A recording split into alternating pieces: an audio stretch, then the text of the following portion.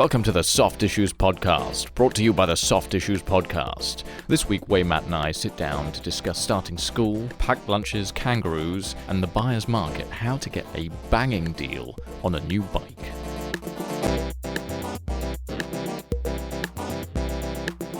I'm not even going to go there. Anyway, so Matt's the tea's gone cold.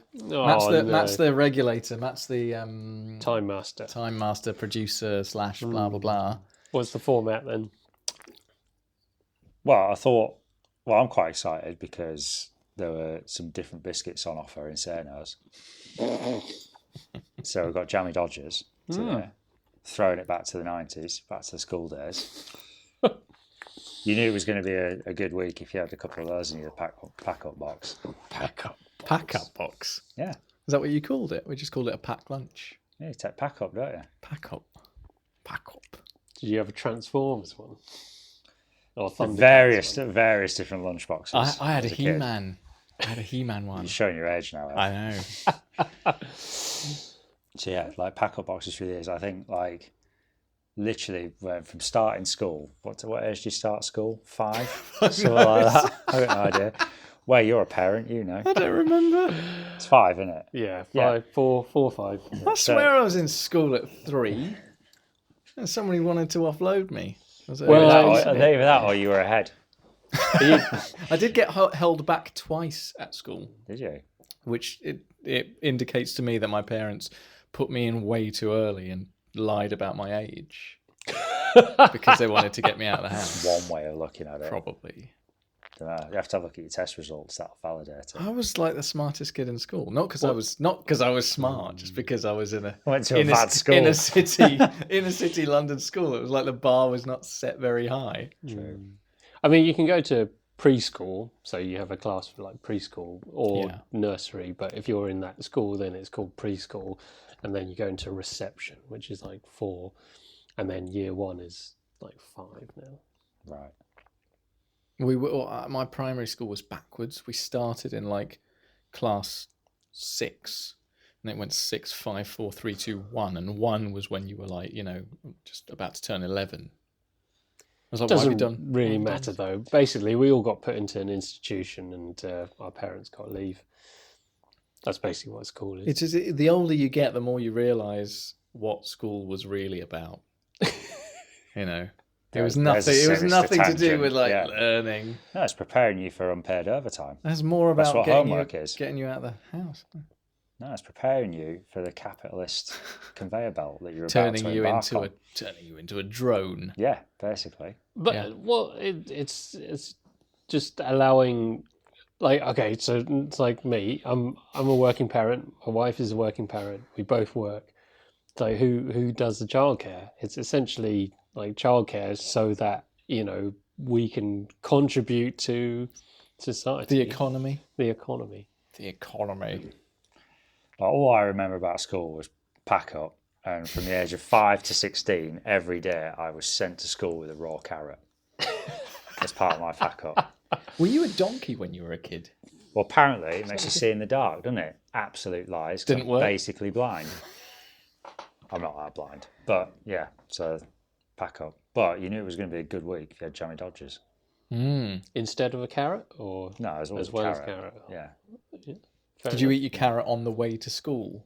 Nah. With all your stuff in a little red and white hanky. I'd have got my head kicked in. I had to find a hanging on quiet the end of a corner. stick over your shoulder. I would have literally got my head kicked in if someone had seen me. Dressed like eating a Winnie the carrot. Pooh. Yeah, exactly. No wonder you get your head kicked in. Well, he was eating you're not curry, wearing- wasn't he? Well, you're not wearing trousers. Yeah. He only wears a sweater. Oh, okay. You know what my revelation of the week is?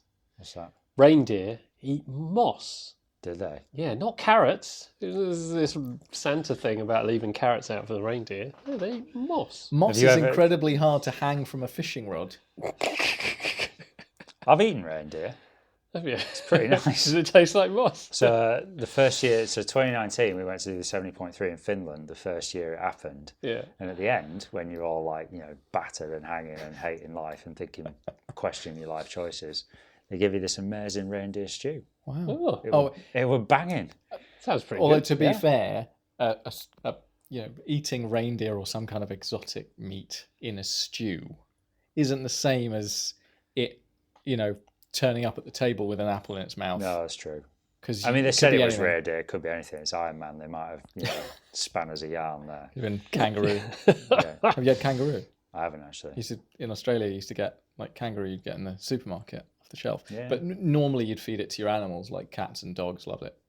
But you can do kangaroo burgers. Yeah. Very lean meat. Very lean. Well, have you seen kangaroos? Yeah. Mate, they are jacked. Have I seen kangaroos? I almost hit one on my way home they from are work so many jacked. times. Like, They are enormous. Yeah. And the worst thing about, like everyone in Australia, they're just vermin in Australia. Right? there's so many of them. There's Like so many Lake make their shoes out of kangaroo leather, right. or their top end ones, Yeah. because there's so many of them. And they sit at the side of the road in the afternoon as the sun's going down. They sit because they like sitting on the road because it's warm, because it's been warmed by the sun all day, right? So they're sat at the side of the road. But of course they're kangaroos. They've got these really long, springy legs, and they can't turn around very easily. So when they get scared, they just leap across. They go the long way. So you're driving your car. And you're coming up to these kangaroos, you can see them in distance, and you're like, okay, I'll slow down, I'll slow right down. Just to a crawl, and you're just creeping up to them. And you're like, dude, don't do it. Just don't do it, And then you get so close, and you think they're not going to do it, and they just jump literally over your bonnet. And that's why people don't like them. And it's kind of understandable, because they're arseholes. Yeah. There's, like kangaroo fights on the internet. It's like there was a thing a little while about like golf fights, like basically like middle-aged fat blokes fighting on golf courses in America. I mean, that sounds more entertaining than kangaroos. And kangaroo fights is going to be the next big thing on the internet, I reckon. Bomb Fights the sequel, kangaroo fights.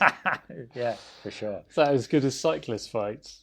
Pro cyclist fighting. I mean, pro cyclist fight is just a bit of a letdown, really, isn't it? It's like someone takes a swing at somebody else, and it's like somebody throwing a tissue at somebody. Yeah, it's just basically like two angry Frenchmen yelling at each other, and like between them they both wear like 50 kilos dripping wet. It's like wearing cleats. Yeah, it's not exactly the UFC, is it?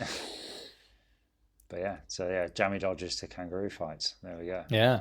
But so we got excited today because Jammy Dodgers were on offer. 60p. Well, you got excited. 60p from Sarnos. I'm lactose intolerant, so I can't partake. So I get some bourbons. Though, I get the bourbons. You get again. bourbons every week. I think I'm going to have to start bringing my own biscuits. Well, if you give us a list of what you can I'll give you a list of what I can eat. Yeah. Anything that doesn't have dairy in it. I'm not going to read the label, Ev.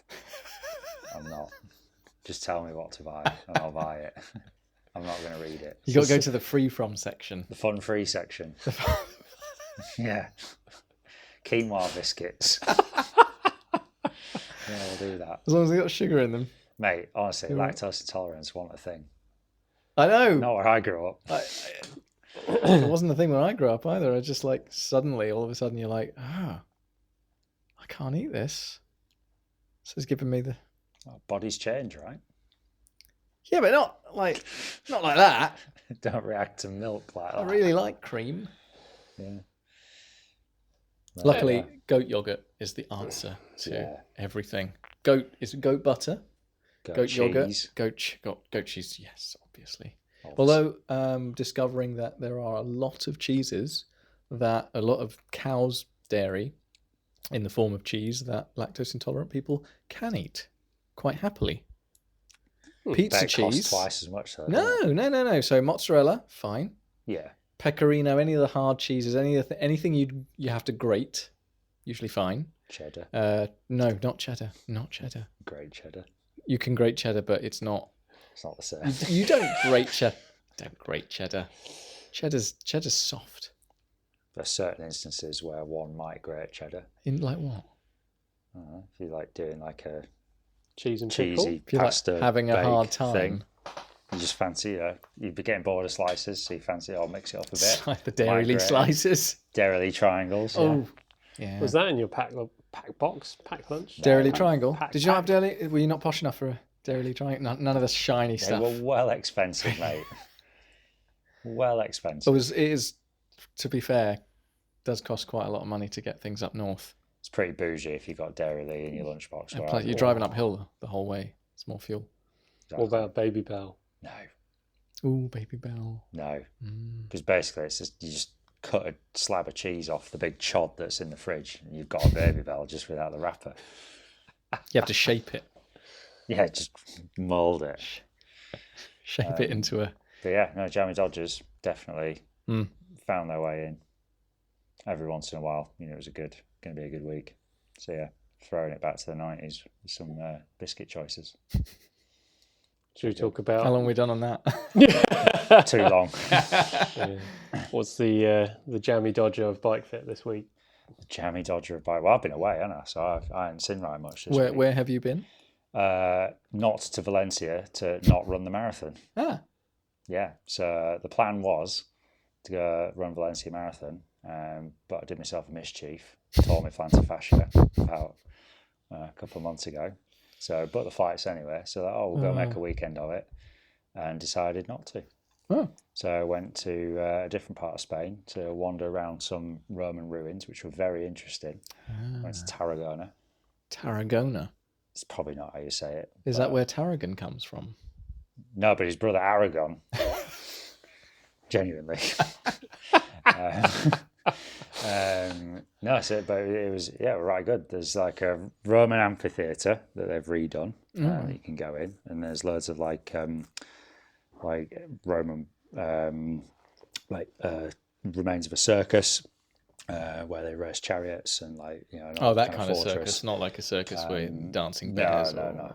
But the interesting thing is when you go to the cathedral where they do like the tower of people. Oh yeah. So yeah, we didn't actually see them do it. Oh, we went to the cathedral where they do it outside. Right. And that was pretty interesting. And they had this Mac-off organ in this cathedral. It was massive. There was someone playing it, which was quite cool. Yeah, wow.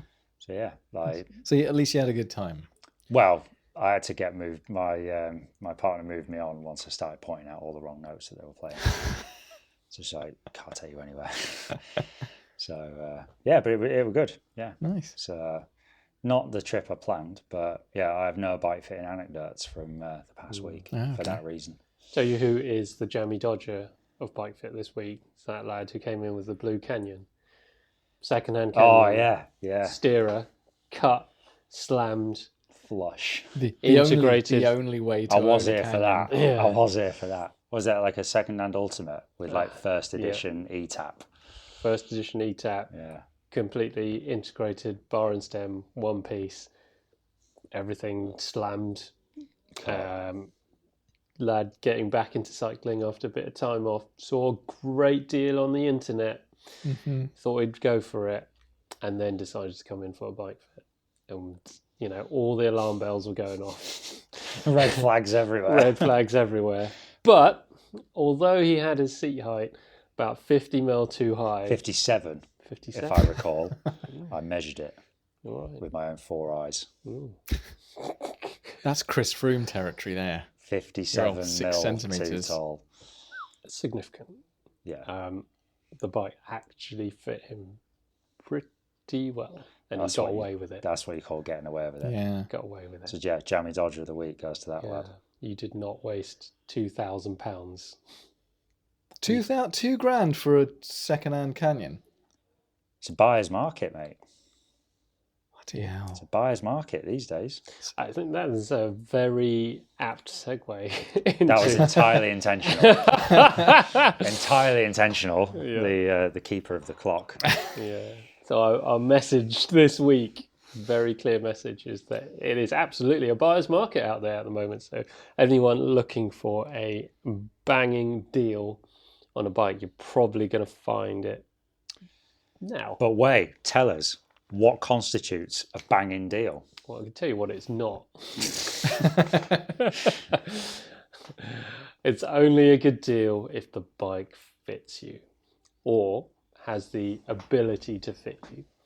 So, we bang on about this all the time, and maybe we're a little bit biased as bike fitters, but we're here to tell you the truth and, tell you what everyone else doesn't want to tell you, and that is your bike should fit you. And Newsflash. It Newsflash. should fit. Cycling doesn't have to be painful. And sometimes the slam stem look doesn't fit, or maybe there's a different way of getting to that slam stem look. Everyone's usually very focused, especially in a buyer's market right now. Everyone's looking at the deals and they're looking at how much things cost. And yeah, specs. Specs and so on. And yeah, absolutely, there are some cracking deals to be made. But if the bike doesn't fit you, then you could waste a lot of money. It's like buying a pair of shoes that don't fit you. Like, no matter how hard you try and shove your feet into a pair of shoes that are the wrong size, it's just not going to feel as good as a pair of shoes that fit you really well. Yeah, but what do people do when they buy the dream pair of shoes that they've wanted they've had their eye on for months and months and months, and then they save up enough money to go and buy them, and they wear them home and they feel fine, and then they wear them around the house and they feel fine, and then they go out for an evening and they get home and they can't walk. But they put them away, and they're like, oh, that's really uncomfortable. I'm sure they'll bed in. So you wear them again the next day, and then same problem. And they're just those shoes that they're really uncomfortable, but they look really cool. Yeah, I'm just gonna keep wearing them. I'm just gonna grit my teeth and deal with it, grin and bear it. How many pairs of shoes cost £2,000 though? Not ones that I buy. Yeah, exactly. So, maybe that's an expense that you can suck up. But, if you make a £2,000 mistake, no matter how, And that's the cheap end of the scale. Yeah, which blows my mind to say that. Yeah. Yeah. I mean, the bike market at the moment, if you're going to buy a new bike, yeah, absolutely. £2,000 is pretty cheap, I'm sad to say, these days for a bike. Well, how much is it? £1,000. £1,000 for an entry-level specialised aluminium alley with the lowest end group set on it.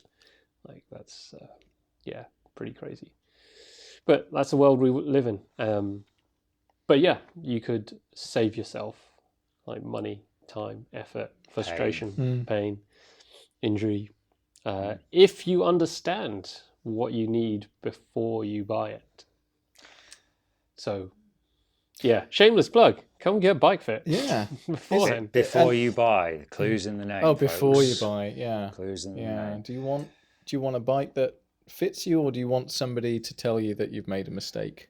But saying that though, like seeing the news this week, our favourite direct-to-consumer German bike brand has posted a 23% profit. Was that for year to date? That was in the last quarter. Last quarter. Just the last quarter. Yeah. Jesus. I know, right? Just think about that. 23% profit in the last quarter in essentially a global economic downturn. Yeah. Whilst every other bike brand is going under. Going under, including, the likes of Wiggle and Chain Reaction. And To be fair, Wiggle and Chain Reaction are middlemen. They're your third party. Yeah. Right? Canyon, they've got it all sewn up direct to consumer. Yeah. They can have the warehouse where they want the warehouse. We say they've got it all sewn up. They've got it all sewn up from their perspective, but are their customers getting a good deal?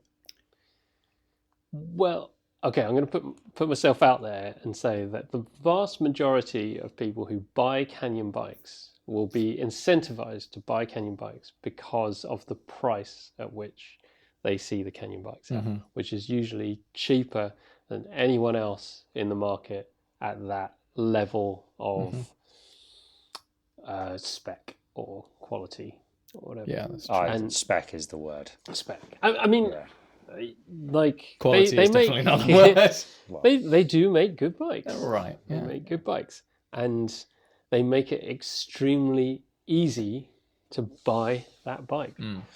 Like, you just click a button and there goes £10,000.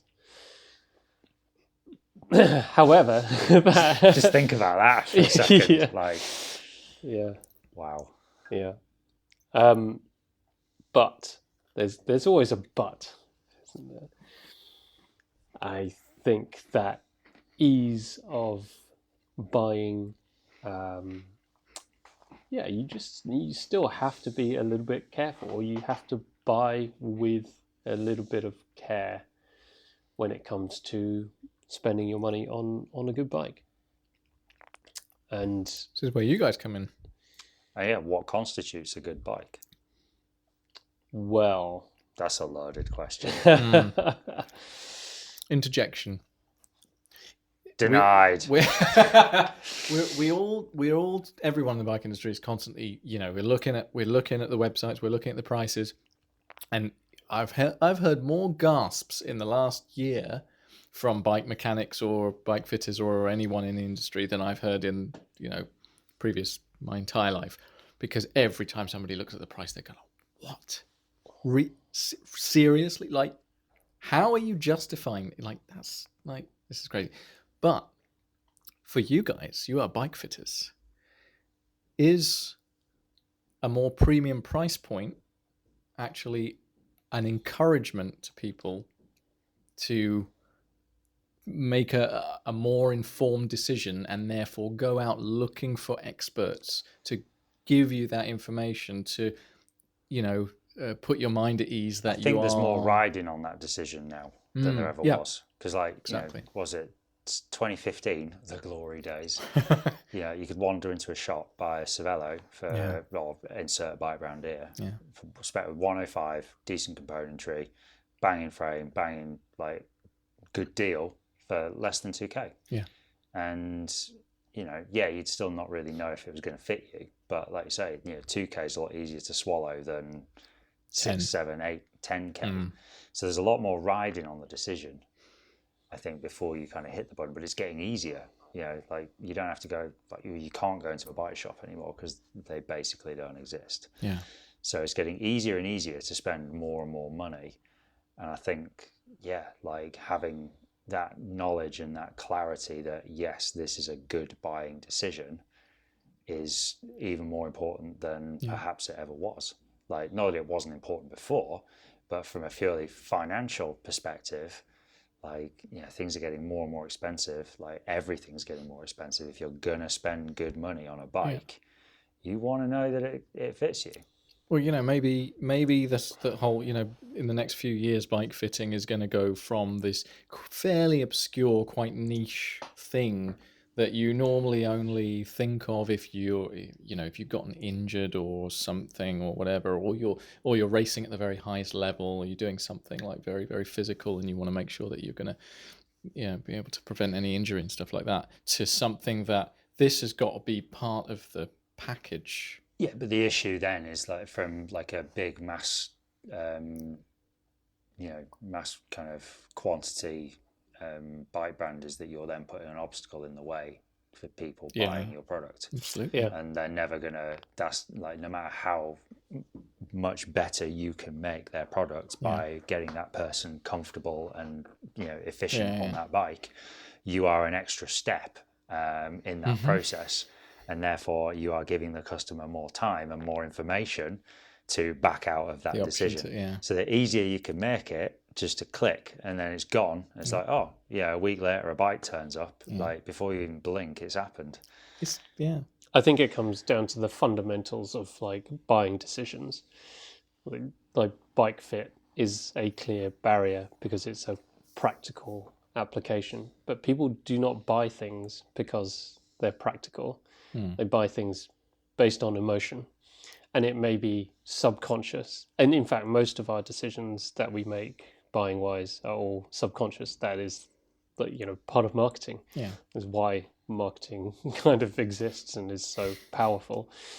And so when faced with adding this practical element into the buying process, it just doesn't really stick. So I've heard from multiple different bike fitters who have been based within bike shops before, and they have integrated bike fit into that kind of buying process. And then subsequently, maybe they've left and that bike fit process has gone away, and they've talked to the bike shop and said, did it make any difference to the amount of people coming in and buying and all their buying experience? And the answer is always no. The actual selling of a bike is kind of it's not always enhanced by a bike fit because people aren't expecting it, and they don't want the barrier of that kind of bike fit, and which is why bike fit has traditionally been just devalued. It's just given away as this free part of buying a bike. It's like, oh yeah, we'll get you kind of in the right kind of position, and off you go. It's a token gesture. Yeah. And I suppose it's a bit like going into a shoe shop and, getting measured up for shoes. Like, you don't, just because it fits when you walk up and down the shop for 2 seconds doesn't mean that they're going to be comfortable when you've walked 10 miles. Yeah. But I think maybe that's where bike fitting tends to exist, is in that area where there is more price. Like the cost of the bike is much higher. The risk is higher.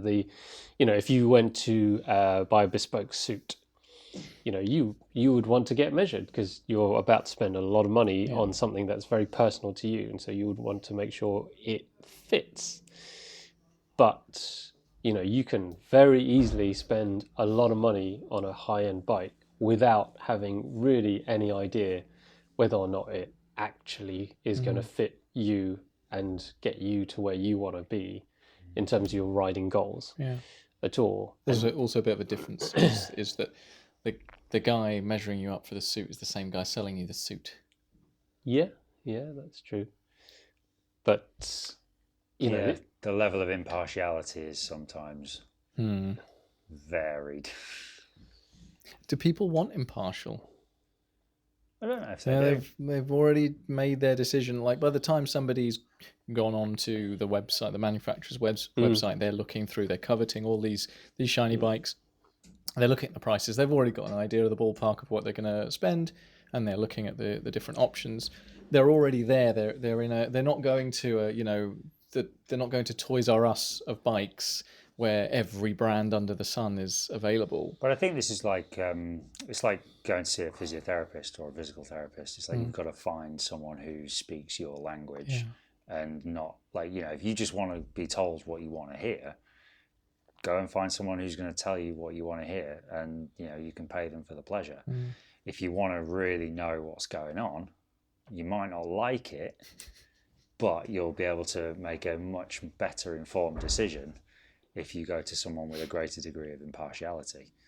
And that that's the thing. It's like not every bike fitter is a good match for every client. You've got to find someone who you can kind of relate to in their philosophy, the way they kind of communicate, their methodology, whatever it is. They're kind of like if they've got a clinical medical background or more of a bike shop background, whatever. You've got to find a fitter that you feel comfortable working with, that is going to guide you through the process and maybe have a hard conversation if you want to get to the bottom of what it is that you want to get to the bottom of. Which is what?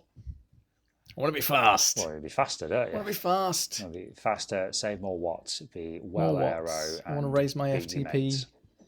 We're so cynical. Get lower. There is that kind of serious note, is that you have to find a, like, for want of a better word, practitioner. That you are both singing from the same hymn sheet, if you like. The landscape is very different from the very blinded approach, very limited approach that you would have had in the past, because now we've got so many avenues, so many channels to communicate with. And everyone's an expert. Everyone's an expert. Not only is everyone an expert, but everyone has not only every expert, and I'm doing air quotes, not only has them personally speaking to people, they've got their different social media channels, they've got their website, they've got their blog, they've got their Instagram, they've got their Twitter, they've got their this, they've got their Blue Sky, they've got their TikTok, and they're bombarding the general public with their so-called expertise. And it doesn't really matter whether they're experts or not anymore, because you can't. How do you validate it? How do you validate it? And it's pretty hard to differentiate.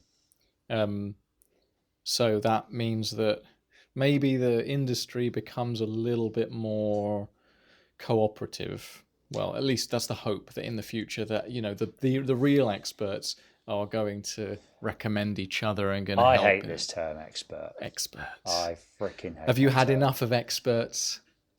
I have not had enough of. I've had enough of the faux experts, and I think it's just it's like what constitutes an expert. I mean, Doesn't make sense. yeah, it's like what constitutes it. But I think you make a good point about the industry being a lot more cooperative, because then we could literally do so much better for everyone by helping each other out. Yeah. So there's one kind of thing that springs to mind about we did a custom bike designed a custom bike after a fit for a chap who was a perfect candidate for a custom bike a couple of weeks ago. Where's nodding, he knows who I'm talking about. And like you draw that bike and it looks a bit out there when you look at it on a piece of paper, in terms of like its stack and reach proportions. Like some of the angles are a bit different from what you would find if you were 5'11" and in the middle of the bell curve. But this is the whole point. Like the whole point of going custom is that you can get exactly what you need for your specific body, your specific riding goals, your mobility, your current mobility level, like how your body is proportioned, your morphology, all that kind of stuff. And we get contact from a builder who is like, this bike looks pretty wacky. Like, are you sure this is right? Because it doesn't look right. It's got the reach of a small, and it's 25 mil taller than an XL. And it's just like, this is what we're up against. So even the quote unquote experts who are actually putting fire to metal and building this stuff, it's just like, rather than, let's have a chat. Let's kind of like, let me explain to you why this is how it is. Let me help you understand. So then we can get the best solution for this customer together, rather than just going back and forward on email going, I think you're wrong. Rah, rah, rah, rah, rah.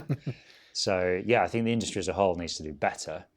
But we're going up a mighty great big hill because, it's too easy to buy a bike.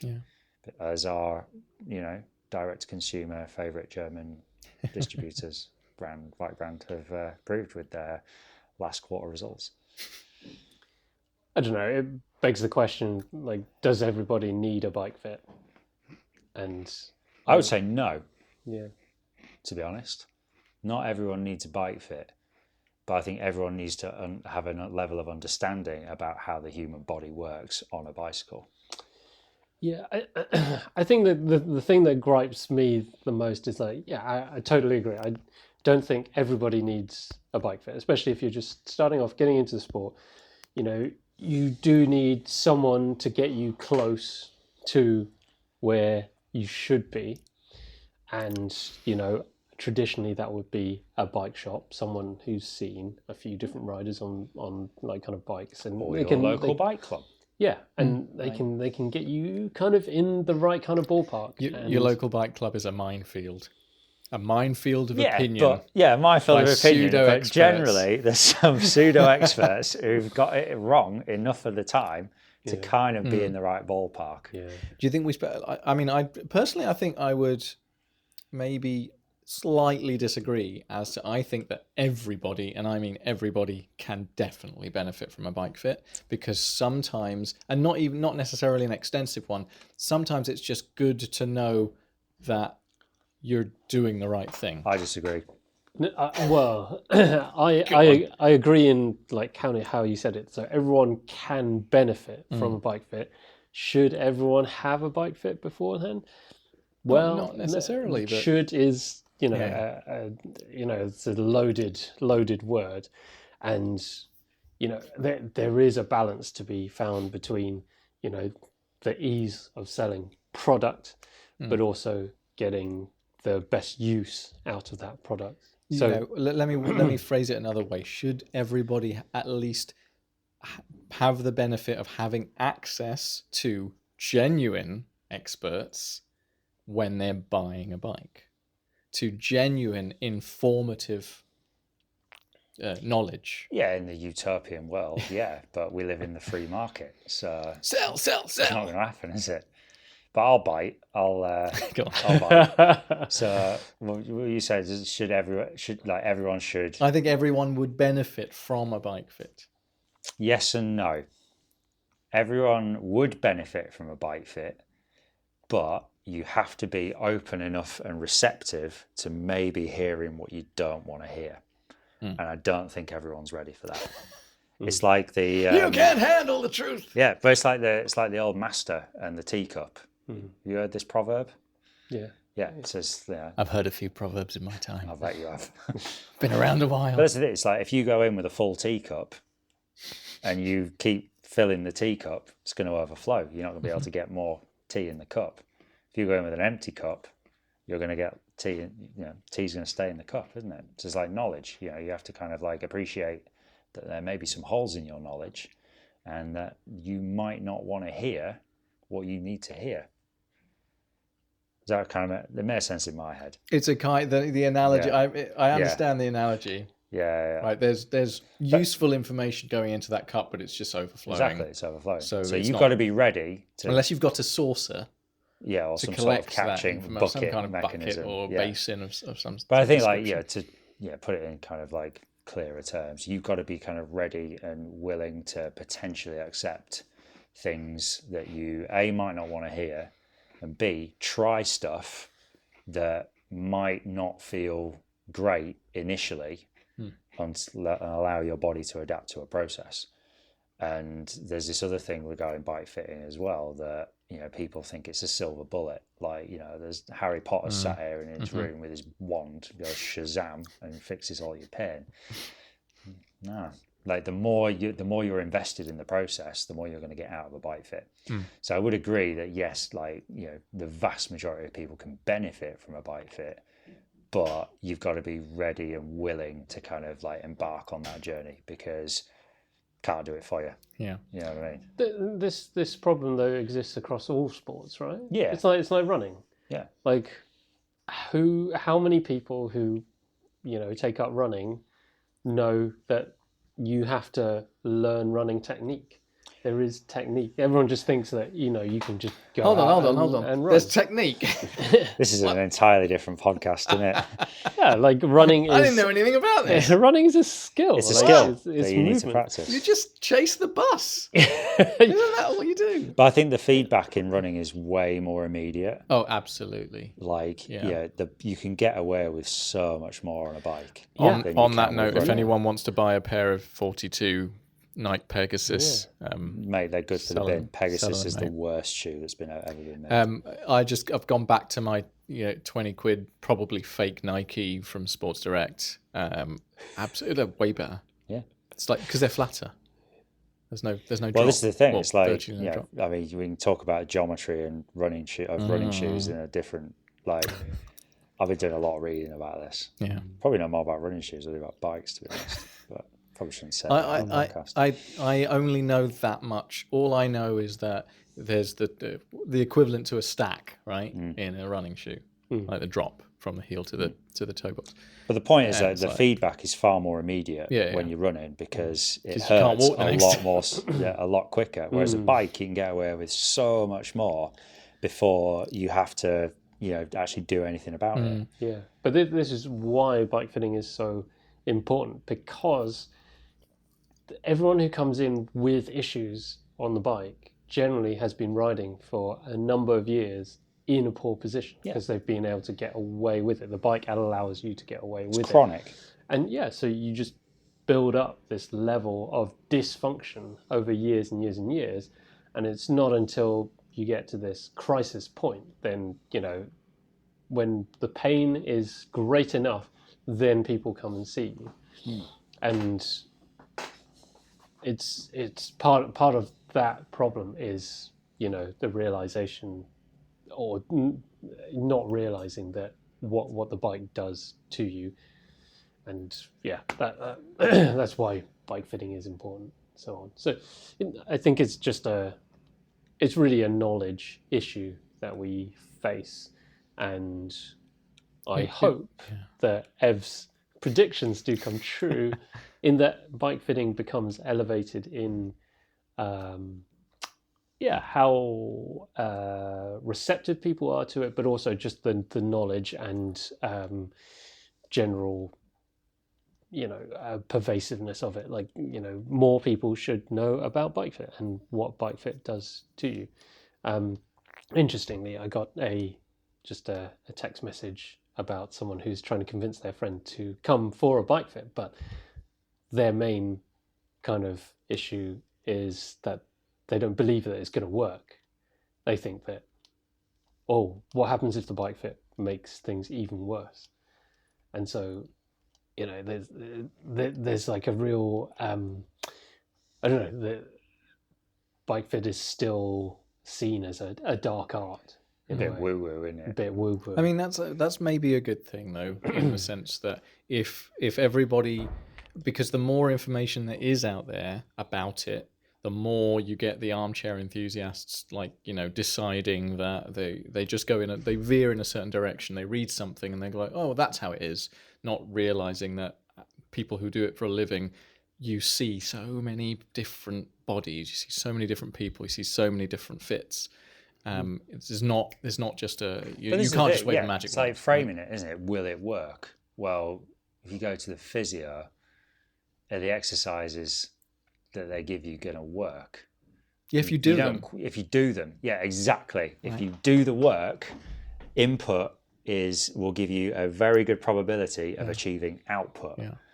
But you've got to buy into that process, and It's you've like got to it's actually like put some effort exercise. in. It's like if you're training. If you want to get faster. If you do the train, if somebody gives you a training plan or whatever, or even if you just decide, okay, I'm going to do this. I'm going to ride 40k every morning before breakfast and blah blah blah.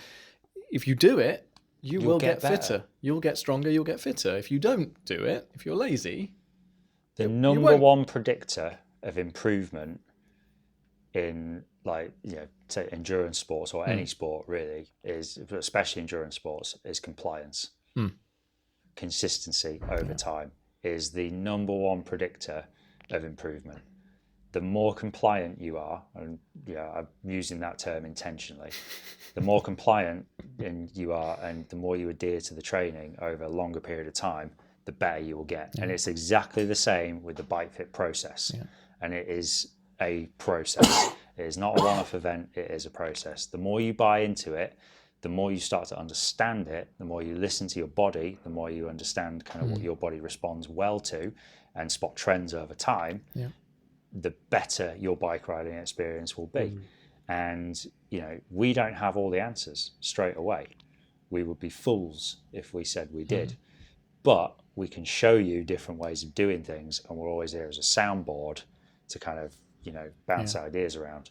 So, we might not have all the answers straight away, but we'll likely know someone that does have an answer to your question, but we're always here to kind of soundboard it. You know what other industry is is kind of similar to this, what you're talking about, and it's the kind of relationship you have with the client, with the customer, personal trainers. Yeah. Right.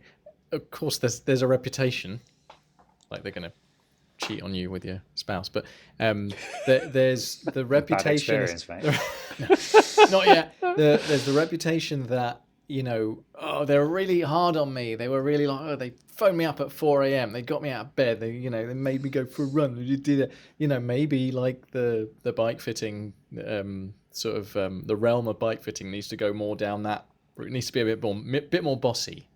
It's like that's how people need to treat it. It's like you're coming here for me to tell you need to do some work. Yeah. But, I'm stand there and shout at you till I'm blue in the face. Can't make you do it. No. You know what I mean? So. But I think the thing that really gripes me again, I've said that a lot today, haven't I? A lot of gripes today. I've got a lot of gripes. The thing currently that really irks me, just Today. just this afternoon. is that the current trends in the bike industry and bike manufacturers fly completely in the face of everything that we are trying to do as bike fitters, i.e. give people choice and adjustment and the ability to tailor their bikes to their bodies so that they can get a great ride. Whereas everything within the bike industry is going down the route of oh, look, it looks really aerodynamic, so you're going to get better performance. So we're going to restrict all your adjustment, all your ability to change things, make it really expensive to change things, make it really expensive to get into the sport. And, if you don't like it, then fine, that's it. You can't be in our club. You can't be in your club. And that is just narrowing participation, accessibility, and enjoyment of the sport. And it kind of like shows, that's why the bike industry is in an absolute pickle right now. I got really excited when gravel became a thing. Not because I wanted to do gravel, but it was kind of that like, we're, sticking twos up to the UCI and road and all this kind of stuff. Now they've and taken over. It was like almost like a run what you brung kind of thing. With your 200mm stems and 28 mil, 28 centimeter bars and anything goes. But it's gone down the same thing. Like gravel bikes are getting more integrated. Well, it's become a marketing. It's become a marketing thing. Yeah, exactly. So it's just like now it's like actually I was editing the podcast with Jimmy and Chris, the other bike fitters, and it was interesting because they were talking about gravel bikes versus cross bikes, and the differences they're in. They're visually not much, but they are astronomical when you compare the two. You try and do the same ride on one and the other, and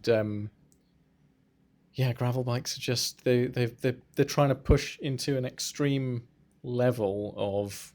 They're pushing into the cross-country mountain bike market where most people buy cross-country mountain bikes, but they only ride on gravel. Yeah. Right? Those bikes already existed. They're already out there. Got to sell you something, though, haven't we? But you've got to sell you something new. Yeah. So here we go. There's drop wiggly bars. But I think everything goes in circles. Yeah.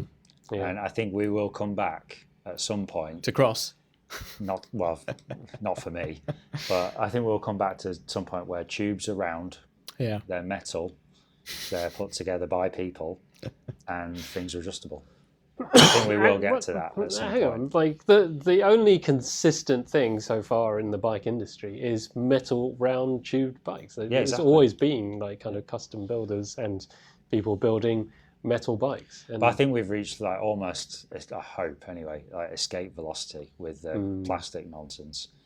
Because what more is there? Like.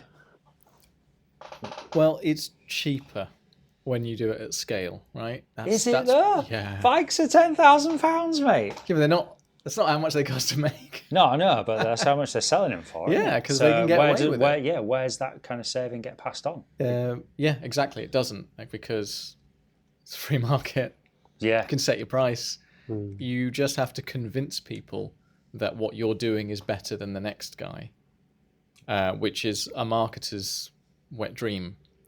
That's why they get paid, isn't it? That's why they get paid to lie, to basically make stuff up and just say, oh, that's just more. But wait a minute, 5 years ago you told us that was the best thing since sliced bread, and all of a sudden now you've gone back on what you said. You've done the opposite, and now you're saying this is better. Which is it? But, all those people from 5 years ago, they have very short memories. But yeah, it's a funny one. I don't think, I don't think materials are that important in terms of it doesn't matter what you make it out of, but if you make it so that as many people, the accessibility is there to as many people as possible, to as big a range of people, bigger range of bodies, that's what will seed success, hopefully, in a nice world. It's long-term view versus short-term view. Yeah, and business is all about short-term views.